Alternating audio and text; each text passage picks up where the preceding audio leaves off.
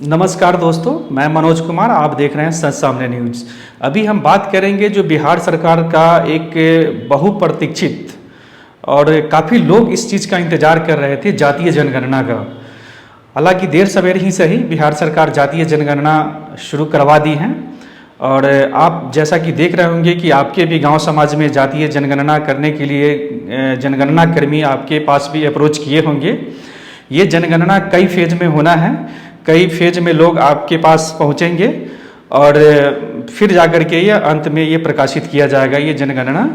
अभी जैसा कि इसमें जातीय जनगणना में एक जातीय कोड दिया गया है, क्योंकि आप जानते होंगे कि एक ही जाति को कई नामों से और उपजाति में विभक्त है और कई नामों से उसको जाना जाता है। लेकिन सरकार ने इस जातीय जनगणना में ऐसी व्यवस्था किया है कि जो भी एक ही जाति की कई उपजातियां हैं उसको एक कोड के द्वारा सबको जाना जाएगा, सब एक ही कोड के तहत जाने जाएंगे। अब बहुत सारे आप देख रहे होंगे कि लोग हैं जो कि लगातार जातीय जनगणना के विरुद्ध जो है बयान दे रहे हैं, तरह तरह की बातें, भ्रामक बातें कर रहे हैं, उसको भ्रमित करने के लिए सरकार के इस डिसीजन को गलत ठहरा रहे हैं।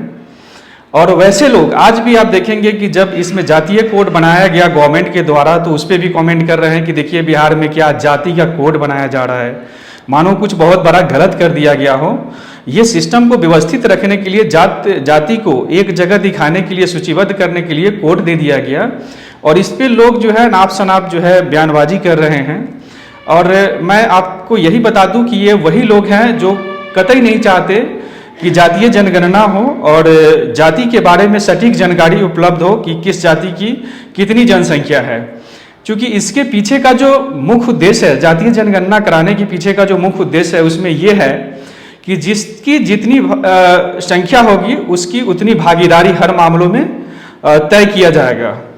जैसे कि राजनीतिक हो, आर्थिक हो, सामाजिक, या कितनी जनसंख्या है। और जो आरक्षण की व्यवस्था है उसमें जैसा कि आपको पहले से भी आपको जानकारी होगी कि अभी ओबीसी को 27% आरक्षण दिया जाता है, जबकि ओबीसी का जनसंख्या लगभग 52% जो है पूर्व में जो गणना हुआ था उसके तहत बताया गया। अभी तो बढ़कर के ज़्यादा ही हो गया है। लेकिन उनको जहाँ तक कि आरक्षण की बात है तो 27% आरक्षण दी जाती है। तो सरकार का यही उद्देश्य है कि जानकारी, सही जानकारी लेकर के कि किसकी कितनी जनसंख्या है, उस हिसाब से भागीदारी की मांग की जाएगी। तो इसमें जो लोग दूसरे का हक मार रहे हैं अभी तक, वो लोग नहीं चाहते कि जातीय जनगणना हो, ताकि पूर्णतः स्पष्ट हो जाएगा तो वो लोग अपनी भागीदारी खोजेंगे। और मुख्य समस्या यही है, और इसीलिए वो लोग इसको नहीं चाहते किसी भी कीमत पर कि जातीय जनगणना हो, या फिर इस सरकार को गलत तरीके से जनता में मैसेज देकर के किसी तरह से बरगलाए और ये दिखाए कि इसे कुछ होने जाने को नहीं है।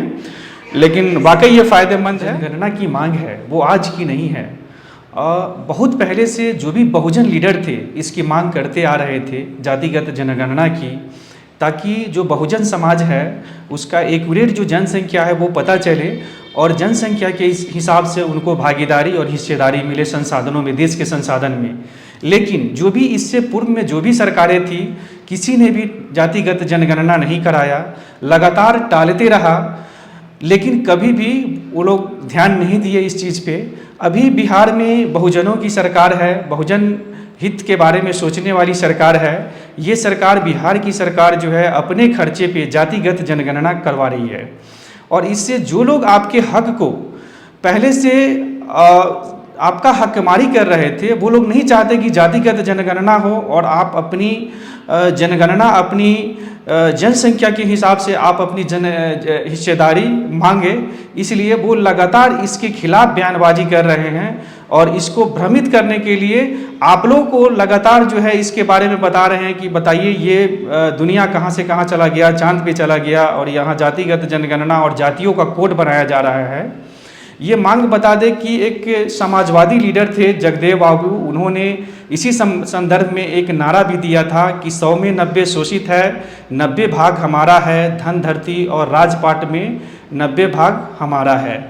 लेकिन वो तो इस दुनिया से चले गए, उनका मांग उनके रहते ये पूरा नहीं हो पाया। लेकिन आज जब बहुजनों की सरकार बनी, इस दिशा में काम कर रही है, तो जो लोग आपका हक मारते आ रहे हैं उनको आज बुरा लग रहा है और आज वो किसी न किसी हर प्लेटफॉर्म पे इस चीज़ का विरोध कर रहे हैं और चाहते हैं कि आप भी उनकी बातों में आ जाएं। ये आपको बहुत अच्छे तरीके से सोचने और समझने की ज़रूरत है। लगातार वो लोग भरमाने का प्रयास कर रहे हैं। आप इस चीज़ को ज़रूर समझें, ये आपके हित के लिए हो रहा है, आपकी हिस्सेदारी और भागीदारी के लिए हो रहा है। इसी से आपका हिस्सेदारी और भागीदारी तय होगा। जय हिंद दोस्तों, जय भारत, जय संविधान।